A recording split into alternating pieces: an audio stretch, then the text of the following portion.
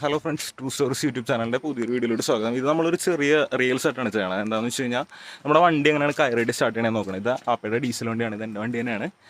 അപ്പോൾ നമ്മുടെ വണ്ടി നമുക്ക് സെൽഫ് അടിച്ച് സ്റ്റാർട്ട് ചെയ്യാം, അതല്ലാതെ തള്ളി സ്റ്റാർട്ട് ചെയ്യാം. പക്ഷേ ചില സമയത്ത് സെൽഫ് മോട്ടറിന് എന്തെങ്കിലും കംപ്ലയിൻ്റ് ആണെങ്കിൽ, അല്ലെങ്കിൽ സെൽഫ് അടിക്കാൻ പറ്റില്ല, ഇലക്ട്രിക്കൽ കംപ്ലയിൻ്റ് ആണെങ്കിൽ നമുക്ക് സെൽഫ് അടിക്കാൻ പറ്റത്തില്ല. പിന്നെ നമ്മുടെ കൂടെ ആരും ഇല്ലെങ്കിൽ നമുക്ക് ഒരാളുടെ സഹായമില്ലാതെ തള്ളി സ്റ്റാർട്ട് ചെയ്യാൻ പറ്റത്തില്ല. അപ്പോൾ നമുക്ക് കയറിയിട്ട് നമുക്ക് സിമ്പിളായിട്ട് സ്റ്റാർട്ട് ചെയ്യാൻ പറ്റും വണ്ടി.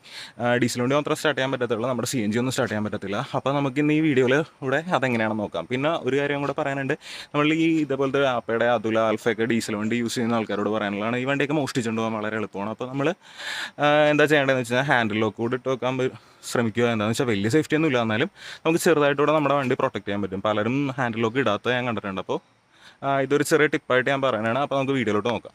നമുക്ക് കയറിയിട്ട് വണ്ടി സ്റ്റാർട്ട് ചെയ്യാനായിട്ട് ആദ്യം തന്നെ ഇഗ്നിഷൻ ഓൺ ആക്കി വെക്കുക. ഇഗ്നിഷൻ ഓൺ അല്ലെങ്കിലും ഓഫ് ആണെങ്കിലും വണ്ടി സ്റ്റാർട്ട് ആവും എന്നുള്ളത് വേറൊരു സത്യമാണ്. പിന്നെ നമ്മുടെ ഡിയും സ്റ്റോപ്പറും കറക്റ്റ് പൊസിഷനിൽ തന്നെയാണെന്ന് നോക്കുക. ഡി പൊക്കിയൊന്നും വെക്കേണ്ട ആവശ്യമില്ല. പിന്നെ ഹാൻഡ് ബ്രേക്ക് യൂസ് ചെയ്യണം കേട്ടോ.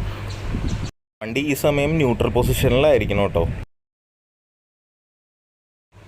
പിന്നെ നമ്മുടെ ഈ ഫ്ലൈ വീലിൻ്റെ സംഭവം നമ്മൾ ഇടത്തോട്ട് തിരിച്ച് മാക്സിമം ടൈറ്റ് ആക്കി വെക്കുക. ഇടത്തോട്ടാണ് തിരിക്കേണ്ടത്, വലത്തോട്ടായിരിക്കരുത് ഒരിക്കലും. ഇടത്തോട്ട് തന്നെ തിരിച്ച് നമ്മൾ സെറ്റ് ചെയ്ത് വെക്കുക. അപ്പോൾ ആ ഒരു ഉടക്കണ ഒരു സംഭവം ഈ നമ്മുടെ വലത്ത് സൈഡിലായിട്ട് വന്നിട്ടുണ്ടാവും. മിക്ക വണ്ടിയുടെ അവിടെ തന്നെ ആയിരിക്കും. ഈ നമ്മളെടുത്തേക്കണ കയറിന് ഏകദേശം ഒരു 170 സെൻറ്റിമീറ്റർ നീട്ടമുണ്ട്. ഈ കയർ ഇവിടെ ഇങ്ങനെ ഉടക്കിയിട്ട് ഇതിങ്ങനെ താഴേക്കൂടെ എടുക്കണം. താഴേക്കൂടെ എടുത്ത് ഇതിങ്ങനെ ചുറ്റി